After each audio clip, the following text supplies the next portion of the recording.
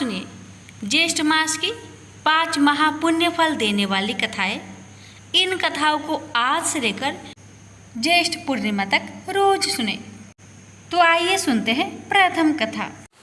वैभव लक्ष्मी व्रत कथा। लाखों की जनसंख्या को अपने में समेटे कुशीनगर एक महानगर था। जैसे कि अन्य महानगरों की जीवनचर्या होती है, वैसा ही कुछ यहाँ भी था। यानी बुराई अधिक, अच्छाई कम, पाप अधिक, पुण्य कम। इसी कुशीनगर में हरिवंश नामक एक सद्गृहस्थ अपनी पत्नी दामिनी के साथ सुखी संपन्न जीवन गुजार रहा था। दोनों ही बड़े नेक और संतोषी स्वभाव के थे। धार्मिक कार्य अनुष्ठानों में उनकी अपार श्रद्धा थी। दुनियादारी से उनका कोई विशेष लेना देना नहीं था। अपने में ही मगन गृहस्थ की गाड़ी खींचे चले जा रहे थे दोनों। किसी ने ठीक ही कहा है, संकट और अतिथि की आने के लिए कोई समय निर्धारित नहीं होता। कुछ ऐसा ही हुआ दामिनी के साथ। जब उसका पति हरिवंश न जाने कैसे बुरे लोगों की संगत में फंस गया और घर गृहस्थी से उनका मन उचट गया। देर रात शराब पीकर घर आना और गाली गलौज तथा मारपीट करना उसका नित्य का नियम सा बन गया था। जुए, राटे, रेस तथा वैश्यगमन जैसे बुरे कर्म भी कुसंगति के बदौलत उसके पल्ले पड़ गए। धन कमाने की तीव्र लालसा ने हरिवंश की बुद्धि हर ली और उसको अच्छे बुरे का भी ज्ञान न रहा।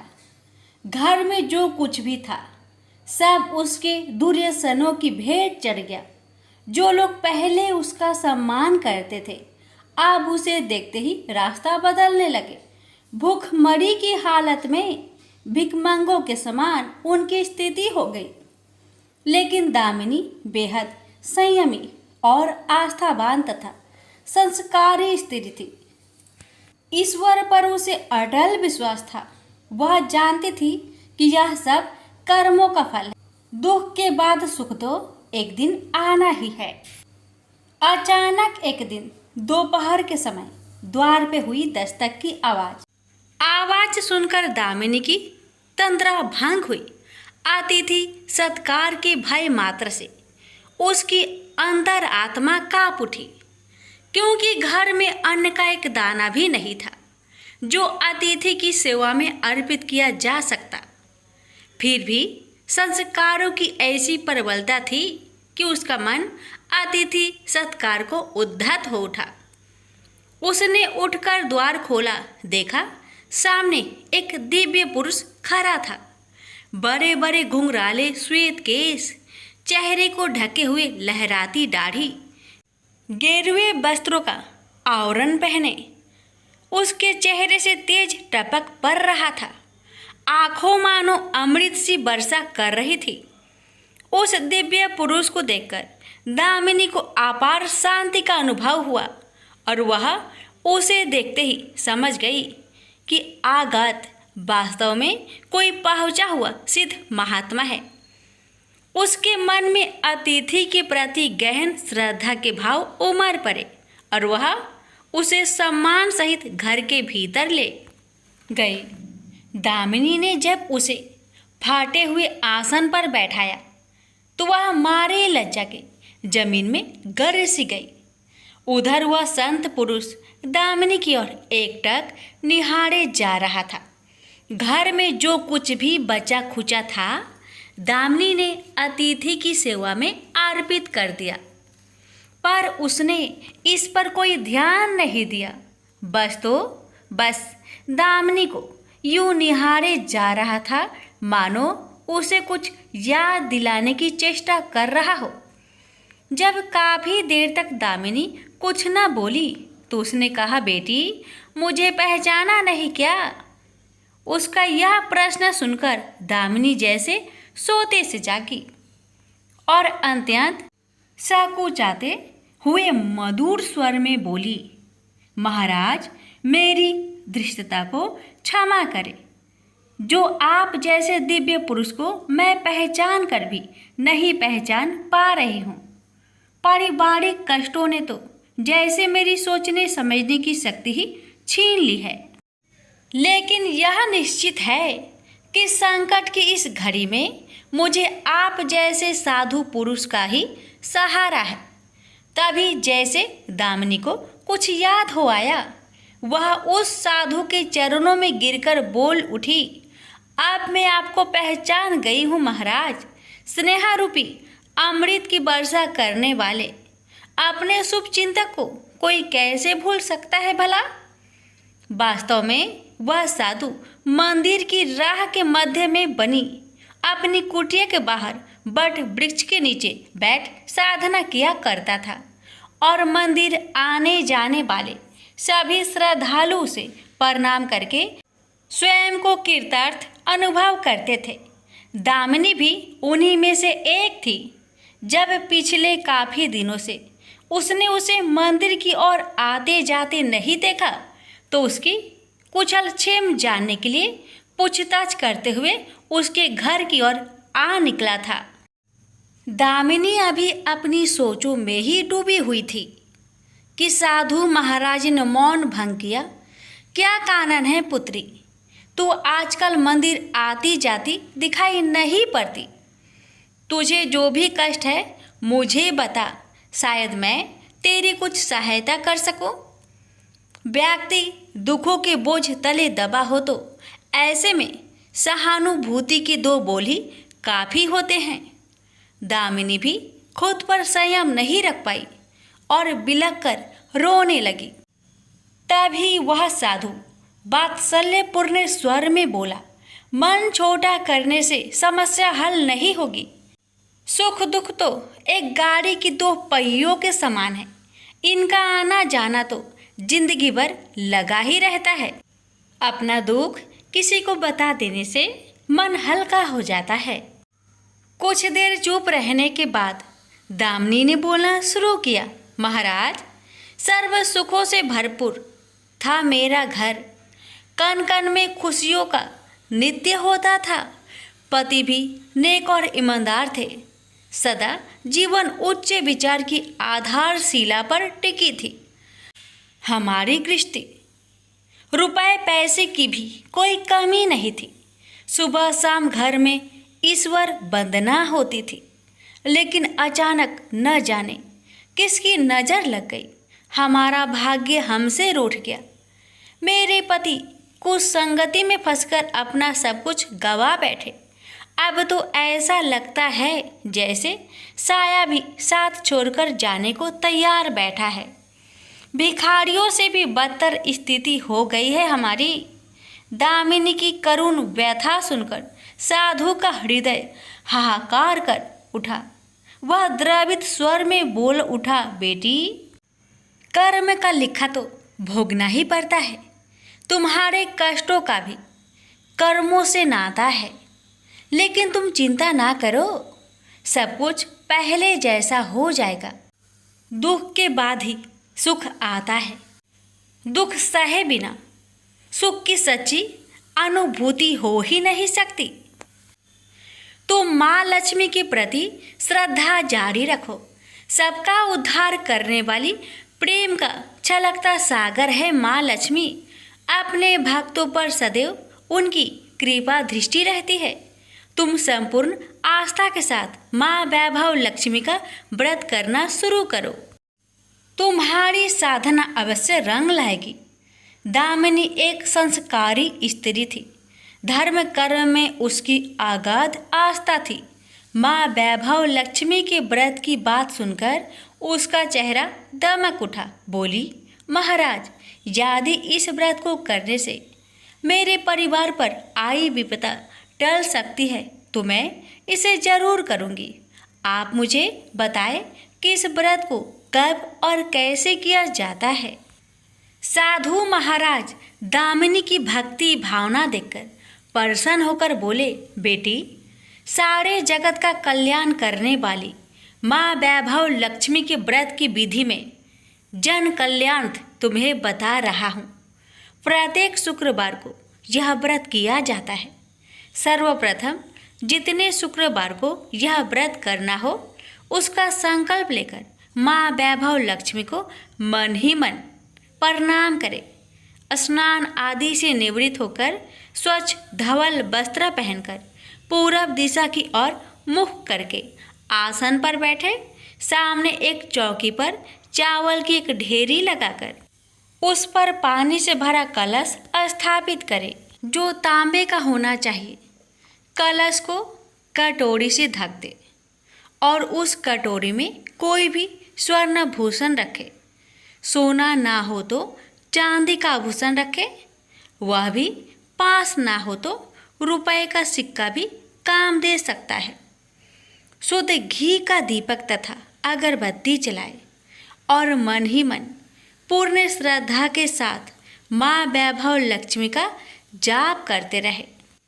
श्री यंत्र माँ लक्ष्मी का प्रिय यंत्र है, उसे सत सत नमन करें। श्री यंत्र उपलब्ध ना हो तो पुस्तक में दिए उसके स्वरूप से काम चल जाएगा। साथ ही माँ वैभव लक्ष्मी के सभी स्वरूप को नमस्कार करें। इनकी सभी छवियाँ पुस्तक में दी गई होगी। कटोरी में रखे गहने या रुपए पर हल्दी, कुमकुम तथा अक्षत अर्पित करें। कोई भी मिष्टान प्रसाद के रूप में रखे, संभव ना हो पाए तो गुड़ या शक्कर से भी काम चल सकता है। फिर श्रद्धापूर्वक माँ की आरती करके 14 बार प्रेम सहित बोले, जय माँ वैभव लक्ष्मी। माँ वैभव लक्ष्मी मेरी मनोकामना पूरी करे, ऐसा संकल्प लेकर सच्चे मन से माँ से विनती करे। प्रसाद बांटे और स्वयं भी ग्रहण करे। दिन में एक बार स्वास्तिक भोजन करे। यदि संभव हो तो उपवास रखे। पूजा में रखा गहना या रुपए लाल कपड़े में लपेटकर सुरक्षित रख ले। यह आगे आने वाले शुक्रवार को पूजा में काम आएगा। कलश में भरा जल तुलसी के पौधे को समर्पित कर दे तथा अक्षत पंछियों को आहार स्वरूप डाले। ऐसी शास्त्रोक्त विधि से व्रत करने वाले को शीघ्र फल मिलता है। साधु महाराज के मुख रविंद्र से यह वृत्तांत सुन दामिनी पुलकित हो उठी। उनके चरण स्पर्श कर उत्साहित स्वर में बोली, अब लगे हाथ उद्यापन की विधि भी बता दे महाराज, इसके बिना तो व्रत अधूरा ही रह जाएगा। अवश्य बेटी, कहकर साधु महाराज उद्यापन की विधि बताने लगे। चाहे जितने भी शुक्रवार प्राय 11 या 21 व्रत करने का संकल्प लिया हो, लेकिन मन में माँ वैभव लक्ष्मी के प्रति श्रद्धा तथा आस्था बारंबार बनी रहनी चाहिए। जिस दिन अंतिम शुक्रवार का व्रत हो उस दिन शास्त्रोक्त विधि से उद्यापन किया जाता है। अन्य शुक्रवारों की भांति ही इस दिन भी पूजन करें। हाँ, प्रसाद के रूप में खीर अवश्य रखें। पूजा के बाद नारियल फोड़कर 7 कुंवारी कन्याओं को चरण धोकर कुमकुम का तिलक लगाकर पूजन करें। उन्हें सामर्थ्य अनुसार दक्षिणा दें और माँ वैभव लक्ष्मी व्रत की पुस्तकें उपहार स्वरूप भेंट में दें। फिर प्रसाद के रूप में खीर वितरित करें। अब माँ वैभव लक्ष्मी के सभी स्वरूप को मन ही मन नमन करते हुए कहे, हे माँ, यदि मैंने शुद्ध तथा निर्मल हृदय से आपकी स्तुति करते हुए वैभव लक्ष्मी व्रत विधि विधान अनुसार पूर्ण किया हो तो मेरी मनोकामना अवश्य पूरी करना। संतानहीनों को संतान देने वाली, दुखियों का दुख हरने वाली, अखंड सौभाग्य का वरदान देने वाली, कुंवारी कन्याओं को मन चाहा वर देने वाली माँ वैभव लक्ष्मी, आपकी महिमा अपरंपार है। अपने हर भक्त की विपत्तियां हरकर उन्हें सुख समृद्धि प्रदान करना। साधु महाराज से वैभव लक्ष्मी व्रत का शास्त्रों ज्ञान प्राप्त करके दामिनी भाव विभोर हो उठी। उसे अपने भीतर एक अनोखे तथा असीमित आत्मबल का संचार होता महसूस हुआ।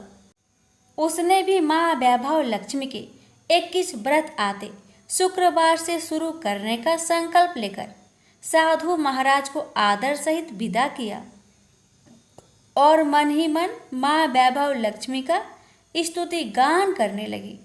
2 दिन बाद ही शुक्रवार आ गया। उससे पहली रात दुखों की मारी दामिनी ठीक से सो भी ना सकी।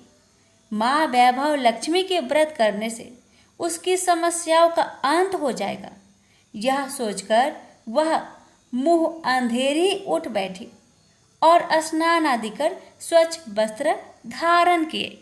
आसन पर पूर्व दिशा की ओर मुंह करके दामिनी ने अपने सम्मुख रखी चौकी पर चावल की छोटी सी ढेरी बनाकर उस पर तांबे का कलश रखा। लेकिन जब स्वर्ण भूषण रखने की बात आई तो धर्म संकट में पड़ गई।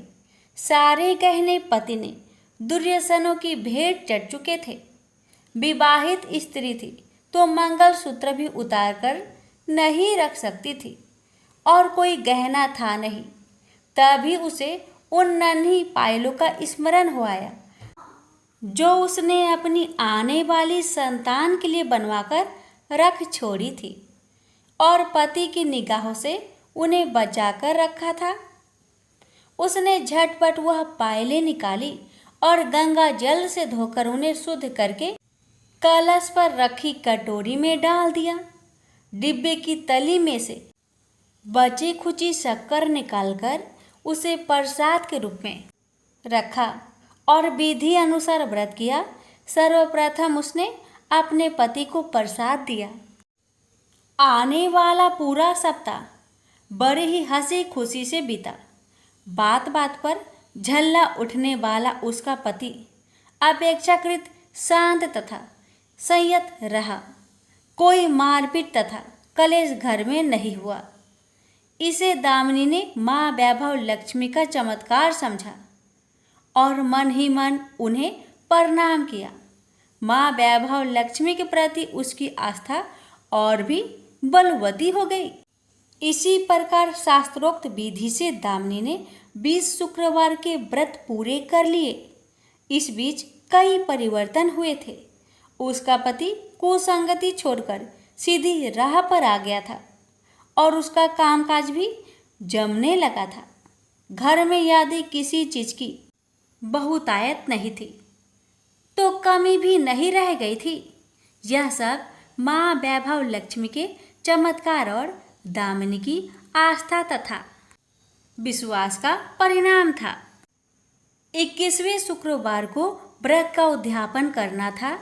साधु महाराज के वचन अब भी मानो दामिनी के कानों में गूंज रहे थे।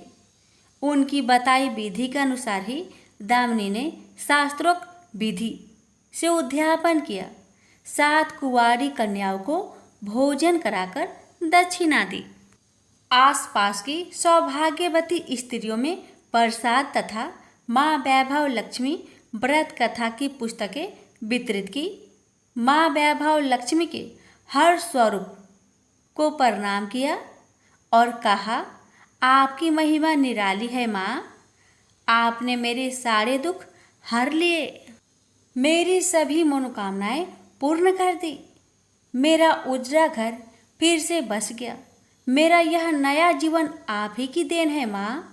मैं आजीवन आपकी पूजा अर्चना करूँगी और दूसरों को भी आपकी महिमा से अवगत कराकर वैभव लक्ष्मी के व्रत रखने के लिए प्रेरित करूँगी। बोलो जय माँ वैभव लक्ष्मी, आपकी सदा ही जय हो। वीडियो को लाइक शेयर करना ना भूले। धन्यवाद। 9 ग्रहों की कथा। किसी गांव में 2 भाई बहन रहते थे। एक बार भाई अपनी बहन से मिलने जा रहा था। रास्ते में एक सांप बैठा था जो भाई को डसने को तैयार था। भाई ने सांप से विनती की, तू मुझे मत डस, क्योंकि मैं अपनी माँ का इकलौता बेटा हूँ और अपनी बहन का भी एक ही भाई हूँ। सांप नहीं माना।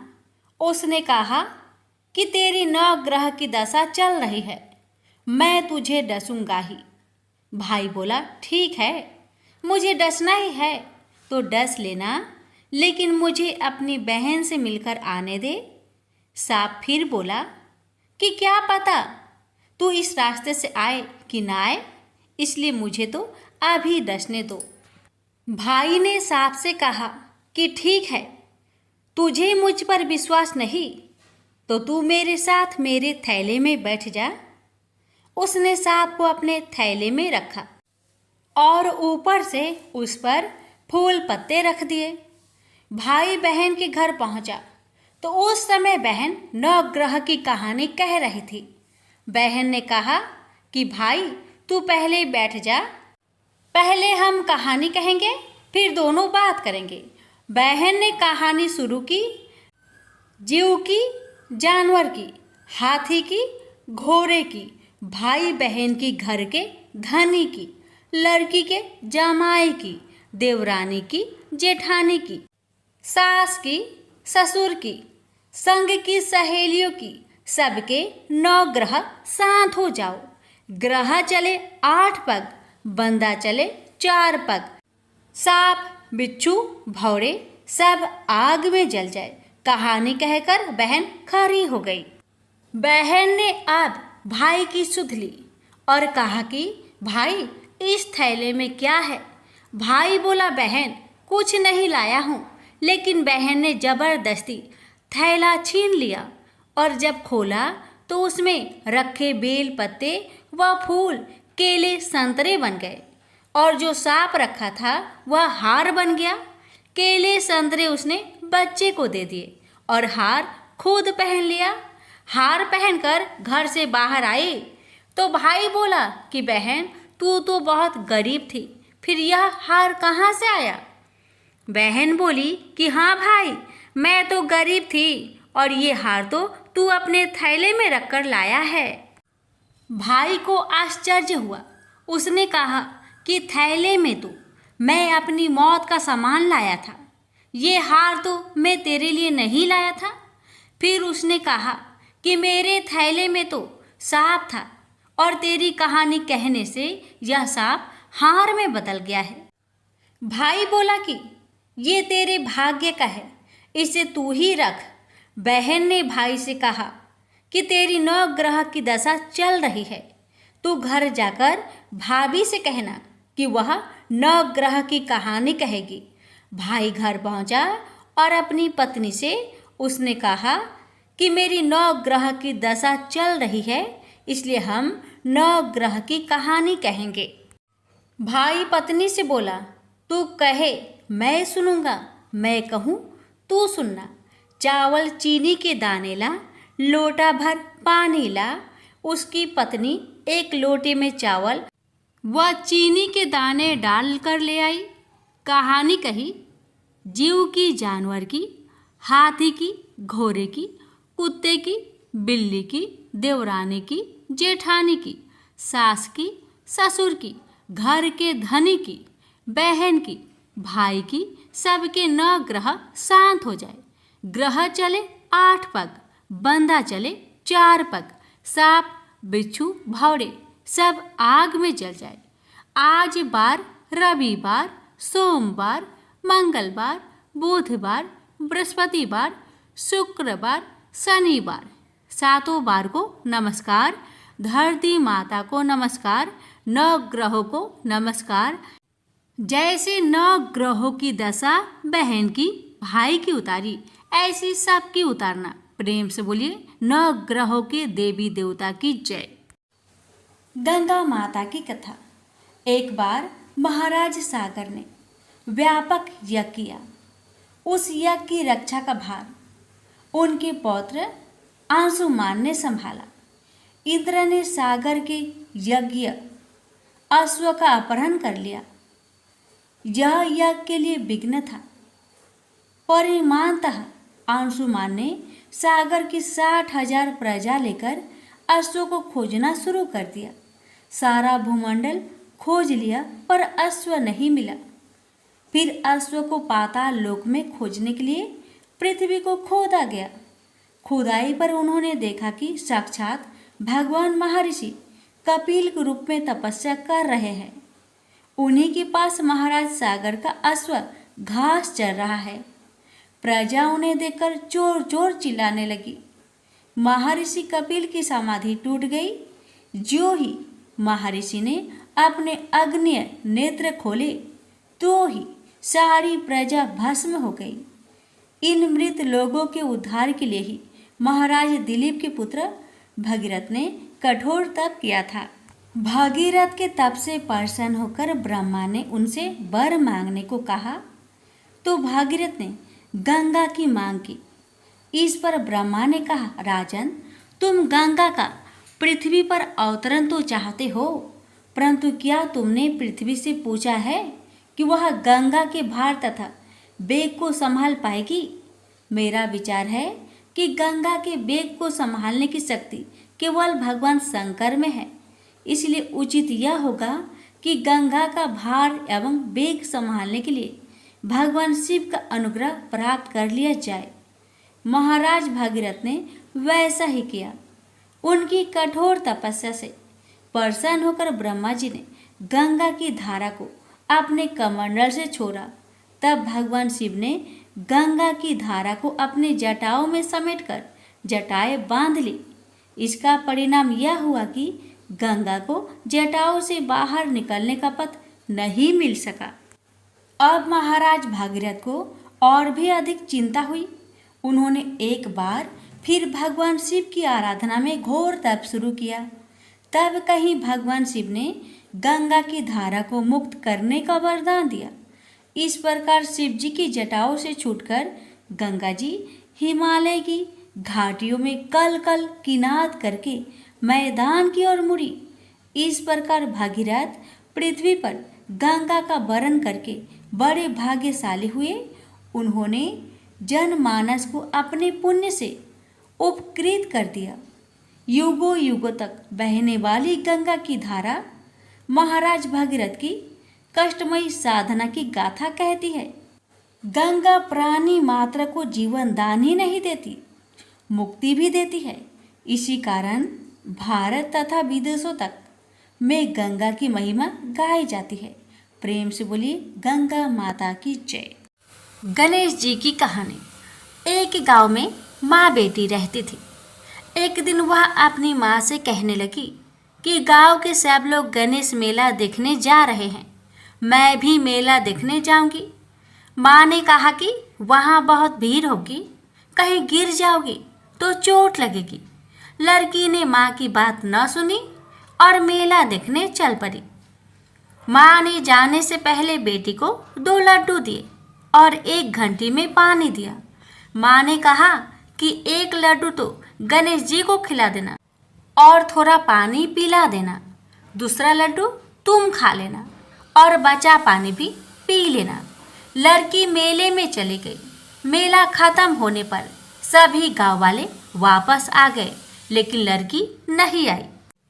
लड़की मेले में गणेश जी के पास बैठ गई और कहने लगी कि 1 लड्डू और पानी गणेश जी तुम्हारे लिए और 1 लड्डू और बाकी बचा पानी मेरे लिए।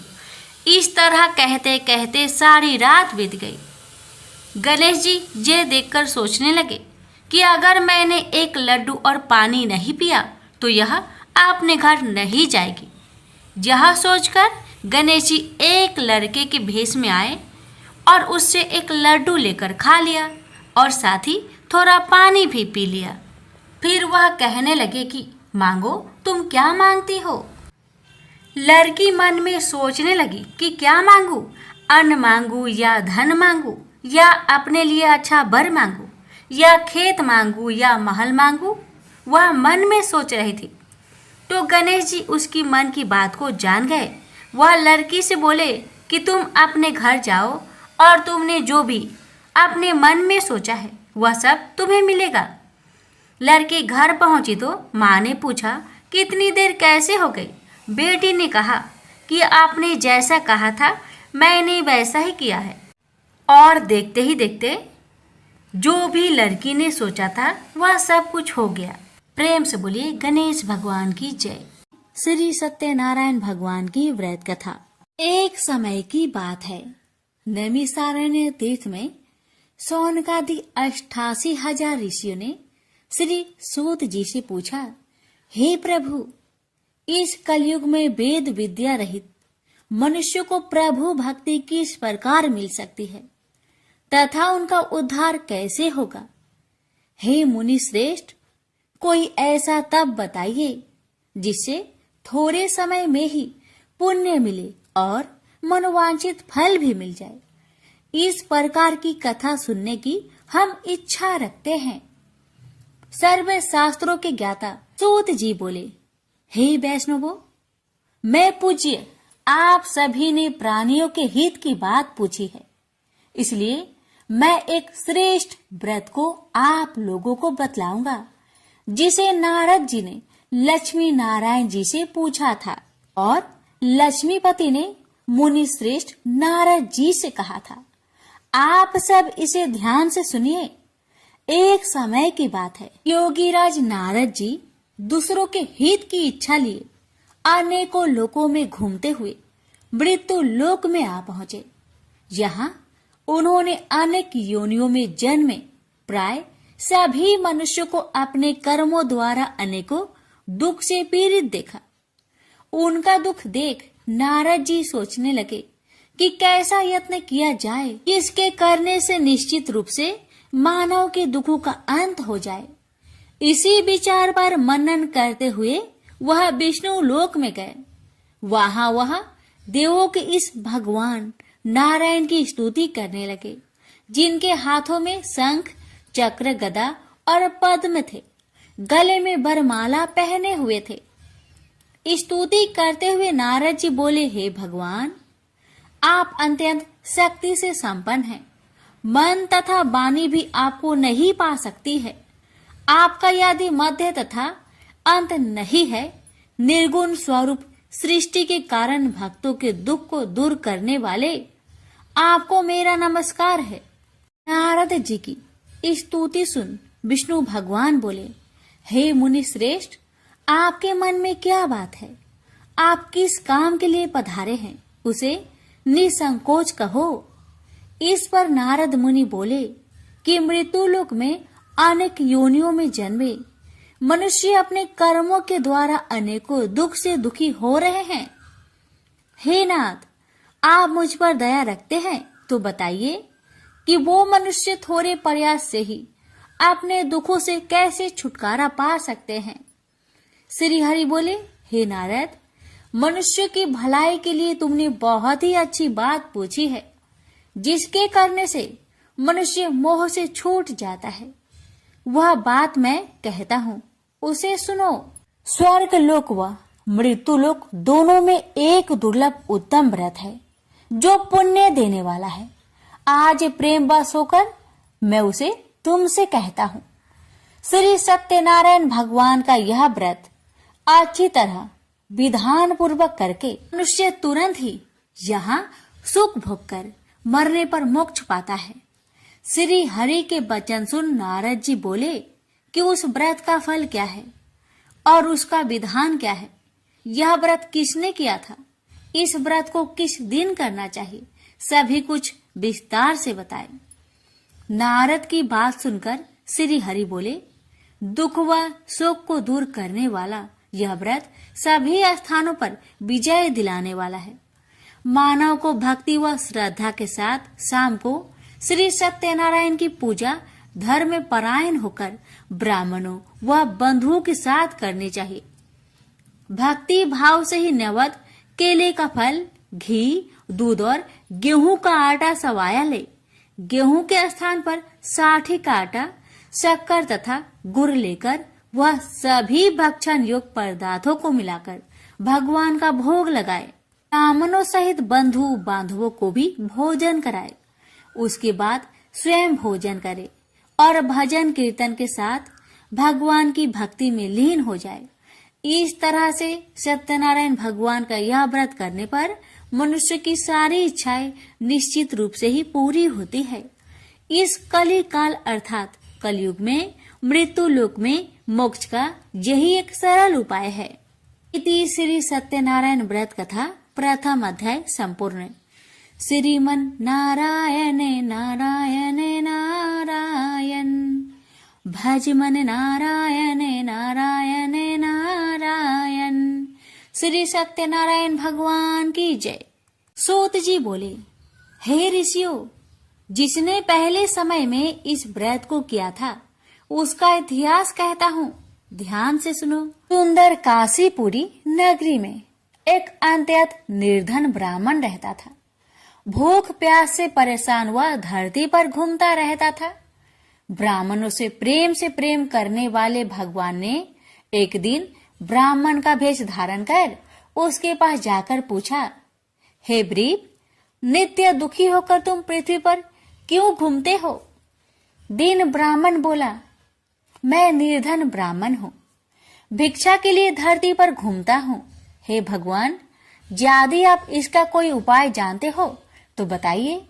वृद्ध ब्राह्मण कहता है कि सत्यनारायण भगवान मनोवांछित फल देने वाले हैं, इसलिए तुम उनका पूजन करो।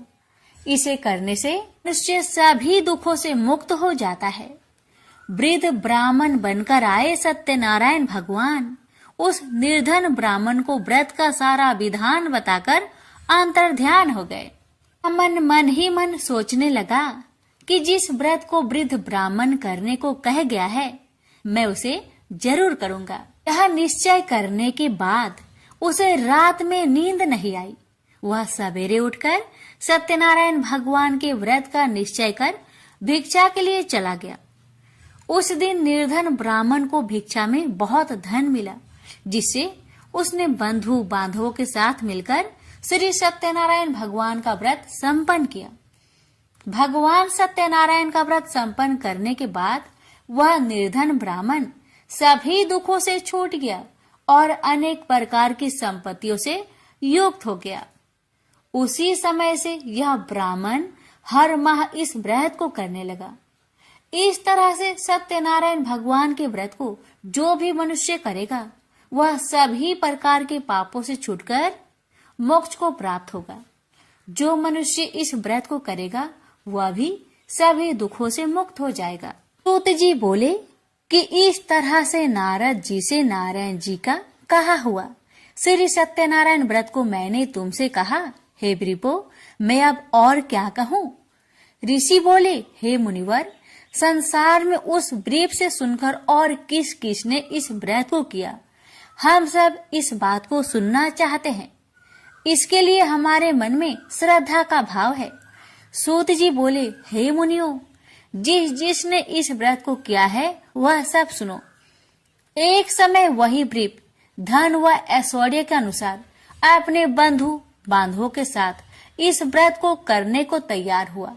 उसी समय एक लकड़ी बेचने वाला बूढ़ा आदमी आया और लकड़ियां बाहर रखकर अंदर ब्राह्मण के घर में गया। प्यास से दुखी वह लकड़हारा उनको व्रत करते देख व्रीप को नमस्कार कर पूछने लगा कि आप यह क्या कर रहे हैं तथा इसे करने से क्या फल मिलेगा, कृपया मुझे भी बताइए। ब्राह्मण ने कहा कि सब मनोकामनाओं को पूरा करने वाला यह सत्यनारायण भगवान का व्रत है। इनकी कृपा से ही मेरे घर में धन्य धान्य आदि की वृद्धि हुई है। व्रीप से सत्यनारायण व्रत के कथा के बारे में जानकर लकड़हारा बहुत प्रसन्न हुआ। चरणामृत लेकर वह प्रसाद खाने के बाद वह अपने घर गया। लकड़हारे ने अपने मन में संकल्प किया कि आज लकड़ी बेचने से जो धन मिलेगा उसी से श्री सत्यनारायण भगवान का उत्तम व्रत करूंगा। मन में इस विचार को ले बूढ़ा आदमी सिर पर लकड़ियां रख उस नगर में बेचने गया जहां धनी लोग ज्यादा रहते थे। उस नगर में उसे अपनी लकड़ियों का दाम पहले से 4 गुना अधिक मिलता है। बूढ़ा प्रसन्नता के साथ दाम लेकर केले, शक्कर, घी, दूध, दही और गेहूं का आटा ले और सत्यनारायण भगवान की व्रत की अन्य सामग्रियां लेकर अपने घर गया। वहां उसने अपने बंधु बांधवों को बुलाकर विधि विधान से सत्यनारायण भगवान का पूजन और व्रत किया। इस व्रत के प्रभाव से वह बूढ़ा लकड़हारा धन पुत्र आदि से युक्त होकर संसार के समस्त सुख भोग अंत काल में बैकुंठ धाम को चला गया। इति श्री सत्यनारायण व्रत कथा दूसरा अध्याय संपूर्ण। श्रीमन नारायणे नारायणे नारायणे भज मन नारायणे नारायणे नारायणे। श्री सत्यनारायण भगवान की जय। सूत जी बोले, हे श्रेष्ठ मुनियों, अब आगे की कथा कहता हूँ। पहले समय में उल्कामुख नाम का एक बुद्धिमान राजा था। वह सत्य वक्ता और जितेंद्रिय था। प्रतिदिन देव स्थानों पर जाता और निर्धनों को धन देकर उनके कष्ट दूर करता था। उसकी पत्नी कमल के समान मुख वाली तथा सती साध्वी थी। भद्रशिला नदी के तट पर उन दोनों ने श्री सत्यनारायण भगवान का व्रत किया। उसी समय साधु नाम का एक वैश्य आया। उसके पास व्यापार करने के लिए बहुत सा धन भी था। राजा को व्रत करते देखकर वह विनय के साथ पूछने लगा, हे राजन, भक्ति भाव से पूर्ण होकर आप यह क्या कर रहे हैं? मैं सुनने की इच्छा रखता हूँ, तो आप मुझे बताए। राजा बोले, हे साधु, अपने बंधु बांधवों के साथ पुत्र आदि की प्राप्ति के लिए एक महाशक्तिमान श्री सत्यनारायण भगवान का व्रत व पूजन कर रहा हूँ। राजा के वचन सुन साधु आदर से बोला, हे राजन, मुझे इस व्रत का सारा विधान कहिए। आपके कथा अनुसार मैं भी इस व्रत को करूँगा। मेरी भी संतान नहीं है और इस व्रत को करने से निश्चित रूप से मुझे संतान की प्राप्ति होगी। राजा से व्रत का सारा विधान सुनकर व्यापार से निवृत्त हो वह अपने घर गया। साधु वैश्य ने अपनी पत्नी को संतान देने वाले इस व्रत का वर्णन कह सुनाया और कहा कि जब मेरी संतान होगी तब मैं इस व्रत को करूँगा। साधु ने इस तरह के वचन अपनी पत्नी लीलावती से कहे। एक दिन लीलावती पति के साथ आनंदित हो सांसारिक धर्म में प्रवृत्त होकर सत्यनारायण भगवान की कृपा से गर्भवती हो गई। 10वें महीने में उसके गर्भ से एक सुंदर कन्या ने जन्म लिया। दिनों दिन वह ऐसे बढ़ने लगी जैसे कि शुक्ला पक्ष का चंद्रमा बढ़ता है। माता पिता ने अपनी कन्या का नाम कलावती रखा। एक दिन लीलावती ने मीठे शब्दों में अपने पति को याद दिलाया कि आपने सत्यनारायण भगवान के जिस व्रत को करने का संकल्प किया था उसे करने का समय आ गया है। आप इस व्रत को करिए। साधु बोला कि हे प्रिय, इस व्रत को मैं उसके विवाह पर करूँगा। इस प्रकार अपनी पत्नी को अवशासन देकर वह नगर को चला गया। कलावती पिता के घर में रह वृद्धि को प्राप्त हो गई। साधु ने एक बार नगर में अपनी कन्या को सखियों के साथ देखा तो तुरंत ही दूत को बुलवाया और कहा कि मेरी कन्या की योग वर देखकर आओ। साधु की बात सुनकर दूत कंचन नगर में पहुंचा और वहां देखभाल कर लड़की के सुयोग वणिक पुत्र को ले आया। सुयोग लड़के को देख साधु ने बंधु बांधवों को बुलाकर अपनी पुत्री का विवाह कर दिया। लेकिन दुर्भाग्य की बात ये कि साधु ने अभी भी श्री सत्यनारायण भगवान का व्रत नहीं किया। इस पर श्री भगवान क्रोधित हो गए और श्राप दिया कि साधु को अत्यधिक दुख मिले। अपने कार्य में कुशल साधु बनिया जमाई को लेकर समुद्र के पास स्थित होकर रत्नासारपुर नगर में गया। वहां जाकर दामाद ससुर दोनों मिलकर चंद्रकेतु राजा के नगर में व्यापार करने लगे। एक दिन भगवान सत्यनारायण की माया से एक चोर राजा का धन चुराकर भाग रहा था। उसने राजा के सिपाहियों को अपना पीछा करते देख चुराया हुआ धन वहां रख दिया जहां साधु अपने जमाई के साथ ठहरा हुआ था। राजा के सिपाहियों ने साधु वैश्य के पास राजा का धन पड़ा देखा तो वह ससुर जमाई दोनों को बांधकर प्रसन्नता से राजा के पास ले गए और कहा कि उन दोनों चोरों को हम पकड़ लाए हैं, आप आगे की कार्यवाही की आज्ञा दे। राजा की आज्ञा से उन दोनों को कठिन कारावास में डाल दिया गया और उनका सारा धन भी उनसे छीन लिया गया। श्री सत्यनारायण भगवान के शराप से साधु की पत्नी भी बहुत दुखी हुई। घर में जो धन रखा था उसे चोर चुरा ले गए। शारीरिक तथा मानसिक पीड़ा व भूख प्यास से अति दुखी हो अन्न की चिंता में कालावती के ब्राह्मण के घर गई। वहां उसने श्री सत्यनारायण भगवान का व्रत होते देखा। फिर कथा भी सुनी। वह प्रसाद ग्रहण कर वह रात को घर वापस आई। माता ने कलावती से पूछा कि हे पुत्री, अब तक तुम कहाँ थी? तेरे मन में क्या है? कलावती ने अपने माता से कहा, हे माता, मैंने एक ब्राह्मण के घर में श्री सत्यनारायण भगवान का व्रत देखा है। कन्या के वचन सुन लीलावती भगवान की पूजन की तैयारी करने लगी। लीलावती ने परिवार व बंधुओं सहित सत्यनारायण भगवान का पूजन किया और उनसे वर मांगा कि मेरे पति तथा जमाई शीघ्र घर आ जाए। साथ ही यह भी प्रार्थना की कि हम सबका अपराध क्षमा करे। श्री सत्यनारायण भगवान इस व्रत से संतुष्ट हो गए और राजा चंद्रकेतु को सपने में दर्शन दे कहा कि हे राजन, तुम उन दोनों वेश्या को छोड़ दो और तुमने उनका जो धन लिया है उसे वापस कर दो। अगर ऐसा नहीं किया तो मैं तुम्हारा धन, राज्य व संतान सभी को नष्ट कर दूंगा। राजा को यह सब कहकर वह अंतर्ध्यान हो गए। अतः काल सभा में राजा ने अपना सपना सुनाया। फिर बोले कि बानिक पुत्र को कैद से मुक्त कर सभा में लाओ। दोनों ने आते ही राजा को प्रणाम किया। राजा मीठी बानी से बोला, हे महानुभावों, भाग्यवश ऐसा कठिन दुख तुम्हें प्राप्त हुआ है, लेकिन अब तुम्हें कोई भय नहीं है। ऐसा कह राजा ने उन दोनों को नए वस्त्र भूषण भी पहनाए और जितना धन उनका लिया था उससे 2 गुना धन वापस कर दिया। दोनों वेश्या अपने घर को चल दिए। श्री सत्यनारायण व्रत कथा का 3रा अध्याय संपूर्ण। श्रीमन नारायण नारायण नारायण, भज मन नारायण नारायण नारायण। श्री सत्यनारायण भगवान की जय।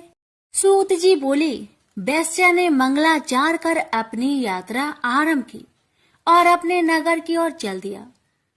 उसके थोड़ी दूर जाने पर एक दंड वेशधारी श्री सत्यनारायण ने उनसे पूछा, हे साधु, तेरी नाव में क्या है? अभिमानी बानिक हंसता हुआ बोला, हे दंडी, आप क्यों पूछते हो? क्या धन लेने की इच्छा है? मेरी नाव में तो बेल व पत्ते भरे हुए हैं। वैश्या के कठोर वचन सुन भगवान बोले, तुम्हारा वचन सत्य हो।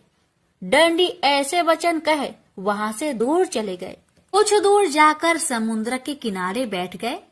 दंडी के जाने के बाद साधु वैश्या ने नित्य क्रिया के पश्चात नाव को ऊंची उठते देखकर अचंभा माना और नाव में बेल पत्ते आदि देख वह मूर्छित हो जमीन पर गिर पड़ा। मूर्छा खोलने पर वह अत्यंत शोक में डूब गया। तब उसका दामाद बोला कि आप शोक न मनाए, यह दंडी का श्राप है, इसलिए हमें उनकी शरण में जाना चाहिए, तभी हमारी मनोकामना पूरी होगी। दामाद की बात सुनकर वह दंडी के पास पहुंचा और अत्यंत भक्ति भाव नमस्कार करके बोला, मैंने आपसे जो असत्य वचन कहे थे उनके लिए मुझे क्षमा दे। ऐसा कहकर महान शोकातुर हो रोने लगा। दंडी भगवान बोले, हे बानिक पुत्र, मेरी आज्ञा से बार बार तुम्हें दुख प्राप्त हुआ है। तू मेरी पूजा से विमुख हुआ। साधु बोला, हे भगवान, आपकी माया से ब्रह्मा आदि देवता भी आपके रूप को नहीं जानते, तब मैं अज्ञानी कैसे जान सकता हूँ? आप प्रसन्न होइए, अब मैं सामर्थ्य के अनुसार आपकी पूजा करूंगा। मेरी रक्षा करो और पहले के समान नौका में धन भर दो। साधु वैश्य के भक्ति पूर्वक वचन सुनकर भगवान प्रसन्न हो गए और उसकी इच्छा अनुसार वरदान देकर अंतर्ध्यान हो गए। ससुर जमाई जब नाव पर आए तो नाव धन से भरी हुई थी। फिर वही अपने अन्य साथियों के साथ सत्यनारायण भगवान का पूजन कर अपने नगर को चल दिए। जब नगर के नजदीक पहुँचे तो दूत को घर पर खबर करने के लिए भेज दिया। दूत साधु की पत्नी को प्रणाम कर कहता है कि मालिक अपने दामाद सहित नगर के निकट आ गए हैं। दूत की बात सुन साधु की पत्नी लीलावती ने बड़े हर्ष के साथ सत्यनारायण भगवान का पूजन कर अपनी पुत्री कलावती से कहा कि मैं अपने पति के दर्शन को जाती हूँ, तो कार्य पूर्ण कर शीघ्र आ जाना। माता के ऐसे वचन सुन कलावती जल्दी में प्रसाद छोड़ अपने पति के पास चली गई। प्रसाद की अवज्ञा के कारण श्री सत्यनारायण भगवान रुष्ट हो गए और नाव सहित उसके पति को पानी में डुबो दिए। कलावती अपने पति को वहां ना पाकर रोती हुई जमीन पर गिर गई। नौका को डूबा हुआ देख वह कन्या को रोता देख साधु दुखी होकर बोला कि हे प्रभु, मुझसे तथा मेरे परिवार से जो भूल हुई है उसे क्षमा करे। साधु के दीन वचन सुनकर श्री सत्यनारायण भगवान प्रसन्न हो गए और आकाशवाणी हुई, हे साधु, तेरी कन्या मेरे प्रसाद को छोड़कर आई है, इसलिए उसका पति अदृश्य हो गया है। यदि वह घर जाकर प्रसाद खाकर लौटती है तो इसे उसका पति अवश्य मिलेगा। ऐसी आकाशवाणी सुन कलावती घर पहुंचकर प्रसाद खाती है और फिर आकर अपने पति के दर्शन करती है। उसके बाद साधु अपने बंधु बांधवों सहित श्री सत्यनारायण भगवान का विधि विधान से पूजन करता है। इस लोक का सुख भोग वह अंत में स्वर्ग जाता है। इति श्री सत्यनारायण व्रत कथा चतुर्थ अध्याय संपूर्ण। श्रीमन नारायणे नारायणे नारायणे भज मन नारायणे नारायणे नारायण। श्री सत्यनारायण भगवान की जय। श्री सूत जी बोले, हे ऋषियों, मैं और भी एक कथा सुनाता हूँ, उसे भी ध्यान पूर्वक सुनो। प्रजा पालन में लीन तुंगध्वज नाम का एक राजा था। उसने भी भगवान का प्रसाद त्याग कर बहुत ही दुख प्राप्त किया। एक बार वन में जाकर वन्य पशुओं को मारकर वह बर के पेड़ के नीचे आया। वहां उसने ग्वालों को भक्ति भाव से अपने बंधुओं सहित सत्यनारायण भगवान का पूजन करते देखा।